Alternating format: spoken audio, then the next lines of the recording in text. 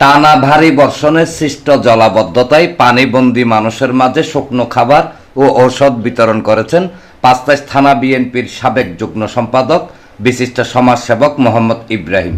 রোববার সন্ধ্যায় মানবিক প্রধানমন্ত্রী তারেক রহমান এবং চট্টগ্রাম ৮ আসনের সাংসদ আলহাজ এরশাদুল্লাহর নির্দেশে বিএনপি নেতা মোহাম্মদ ইব্রাহিমের ব্যক্তিগত উদ্যোগে ৭ নং পশ্চিম ১৬ শহর ওয়ার্ডের মোরাদপুর অ্যালুমিনিয়াম ফ্যাক্টরি গলি, হারুন সাহেবের কলোনি ও মির্জারপুর সহ আশপাশের এলাকার বিভিন্ন বাসাবাড়িতে গিয়ে ৭ নং পশ্চিম ১৬ শহর ওয়ার্ড বিএনপির সদস্য সচিব মিজানুর রহমান উপস্থিত থেকে এসব খাবার বিতরণ করেন। এ সময় ওয়ার্ড বিএনপির দপ্তরের দায়িত্বপ্রাপ্ত মোহাম্মদ জাহিদুল হক, ইউনিট বিএনপির সাধারণ সম্পাদক আলাউদ্দিন আলো, সাংগঠনিক সম্পাদক আব্দুল মান্নান, মোহাম্মদ একরামুল হক, মোহাম্মদ মোবারক সহ আরও অনেকে উপস্থিত ছিলেন।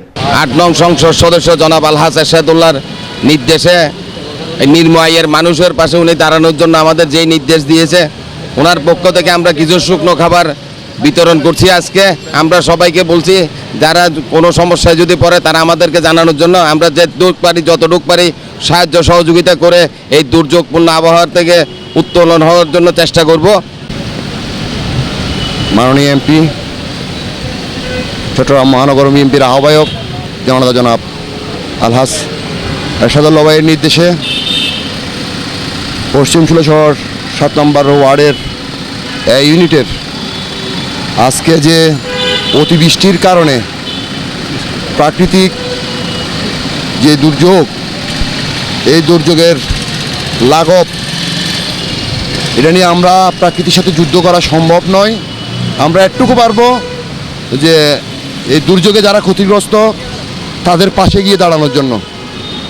সবার ছোট ছোট প্রয়াসে এ ত্রাণ বানবাসীদের কল্যাণে এগিয়ে আসুন। আজকে আমরা আসছি, আগামীতে আপনারা আসবেন। আমাদের প্রধানমন্ত্রী, মানবিক প্রধানমন্ত্রী জনাব তারেক রহমানের নির্দেশে আমাদের ৮ নির্বাচনী এলাকা আলহাজ এরশাদুল্লাহ এমপির নির্দেশনা আমরা হতদরিদ্রের মাঝে আমরা কিছু শুকনা খাবার বিতরণের আয়োজন করছি। এরশাদুল্লাহ ভাইয়ের নির্দেশনায় আমরা শুকনো খাবার বিতরণ করছি। ইনশাল্লাহ যাদের সমস্যা হয় আমাদের নেতৃবৃন্দরা আছেন, ওয়ার্ডের নেতৃবৃন্দরা আছেন, আমরা আছি, থানার নেতৃবৃন্দরা আছেন, যোগাযোগ করবেন। আমাদের যতটুকু সাধ্য সম্ভব হয় আমরা আপনাদের পাশে থাকব। ডেস্ক রিপোর্ট, প্রগতি 24 টিভি।